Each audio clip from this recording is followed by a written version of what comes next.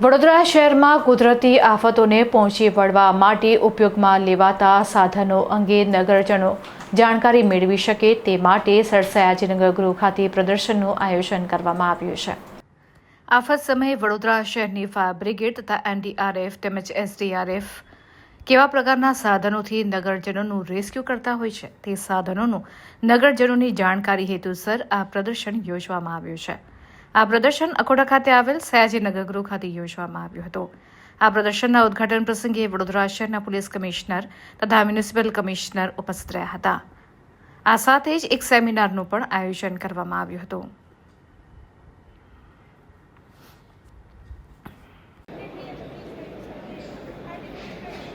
અગત્યનો ભાગ ભજવે છે।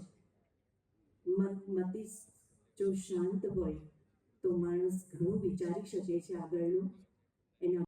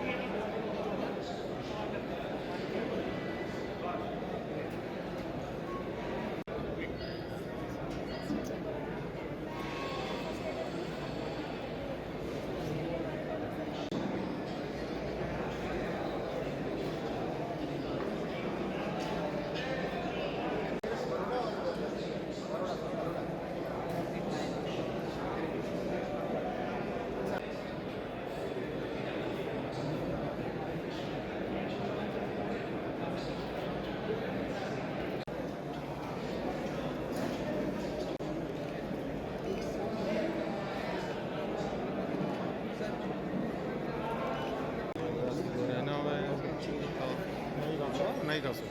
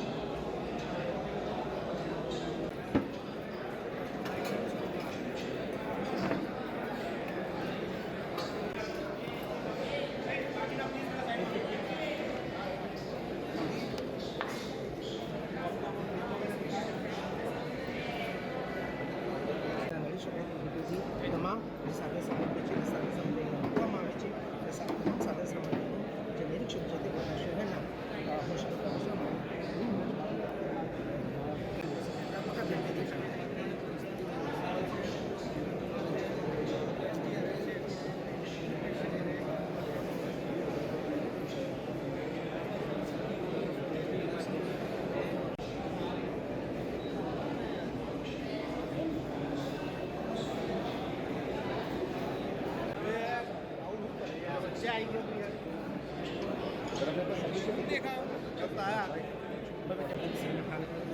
આવી પહોંચ્યા છે એક્ઝિબિશનમાં કેવા સાધનો જોડાશે ત્યારે ચોક્કસથી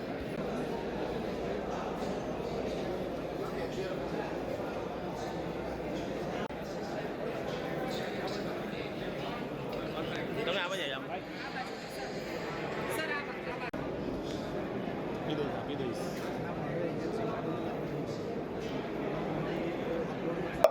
સૌપ્રથમ વડોદરાના મીડિયા મિત્રોને આભાર. આપને આમંત્રણને માન આપીને આપ લોકો અહીંયા પધાર્યા છો એ બદલ આપને ખૂબ ખૂબ આભાર માનીએ છીએ.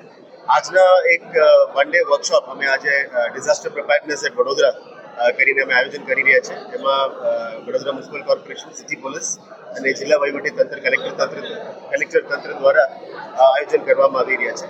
આનાથી વડોદરાની પબ્લિકને કેવી રીતે સુરક્ષા મળે, કેવી રીતે અમે સક્ષમ રીતે એમને પહોંચી વળી શકીએ એના બાબતમાં એક orientation program NDRF, SDRF, Vadodara fire and emergency services, BMC, disaster team of collector અને માનનીય જિલ્લા સિટી પોલીસ વડાનું ટીમ આ સાથે મળીને કેવી રીતે પબ્લિકનું ઉપયોગી થઈ શકે, આવનારા દિવસોમાં સાવચેતી રૂપે કેવી રીતે ડિપ્લોયમેન્ટ થાય, અમારા ઇક્વિપમેન્ટ્સ કેવી રીતે ઉપયોગ થાય, માની લો કદાચ ક્યુઆરટી ટીમ્સનું પણ અમે ડિપ્લોયમેન્ટ કરવામાં આવ્યું છે જેથી કરીને દરેક રોડ, દરેક સોસાયટીઝમાં અમે ક્વિકલી વિધિન લેસ ટાઈમ, ઓછા ટાઈમમાં અમે પહોંચી શકીએ એવા રીતનું ઓર્ડર્સ કરવામાં આવી રહ્યા છે.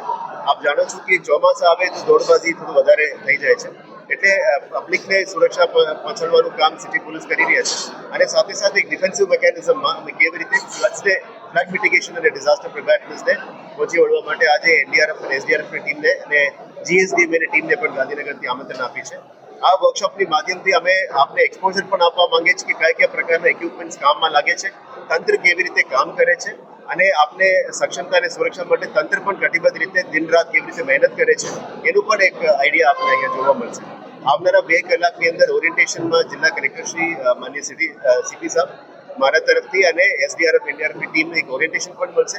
આનાથી પબ્લિક સાથે કેવી રીતે વર્તન કરવું, કેવી રીતે અમને બિહેવ કરવાની, ક્યારે એમરજન્સી SOS કોલ્સ આવે કેવી રીતે એને પહોંચવાનું છે, શાંતિથી એને કામગીરી કરવાનું છે અને parks and gardens, fire, drainage teams જે અત્યારે કામગીરી કરી રહ્યા છે એમાં સિટીની ઓછું નુકસાન થાય એ બાબતનું તમામ પગલાઓ અમે અત્યારે લેવા માટે પ્રયત્ન કરીશું. આ વર્કશોપ એક દાખલા તરીકે આખા સ્ટેટ માટે પણ એક રેપ્લિકા કરવા માટે અમે મહેનત કરીશું. આનાથી પબ્લિકનો શું ફાયદો જે પ્રશ્ન છે, પબ્લિકને એક સુરક્ષાની મેસેજ અમે આપવા માંગીએ છીએ કે અમે તમારા માટે કામ કરી રહ્યા છીએ અને આપ બહુ ચિંતા નથી કરતા અને દરેક વોર્ડ સુધી, દરેક ગલિયા સુધી અમે પહોંચવા માટે આખા તંત્ર સજ્જ છે અને આવનારા દિવસોમાં આપ તમામની માધ્યમથી અને આપની મદદથી પણ અમે વડોદરાની નાગરિકોની સેવા માટે અમે કટિબદ્ધ રહીશું.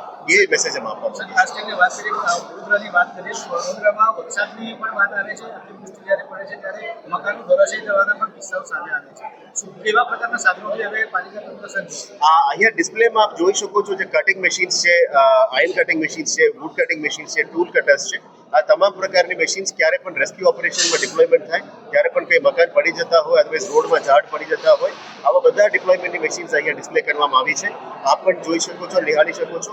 આવનારા દિવસોમાં એવું પણ કોઈ ડિઝાસ્ટરની ઇશ્યુઝ બને અને તુરંત અમે પહોંચીને આ ડિપ્લોય કરીને અમે કામગીરી કરી બતાવીશું.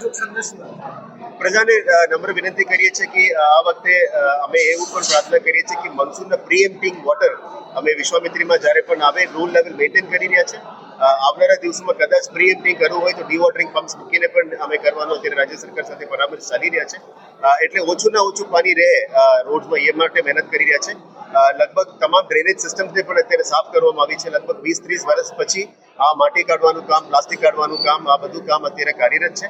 આશા રાખીએ કે આવનારા દિવસોમાં આવું કંઈ ઘટના ના બને અને મેક્સિમમ અમે તંત્ર પહોંચવાનો અમે પ્રયત્ન કરીશું. Thank you. આપણા પ્રબંધન માટે તંત્રની પ્રિપેરનેસ ખૂબ અગત્યની છે.